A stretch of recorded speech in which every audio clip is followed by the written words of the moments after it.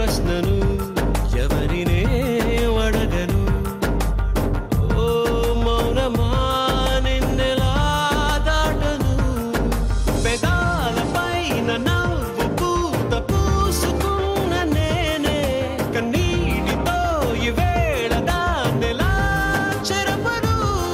తన జ్ఞాపకమైన తగదని మనసునెలా మార్చను. ఈ ప్రేమకి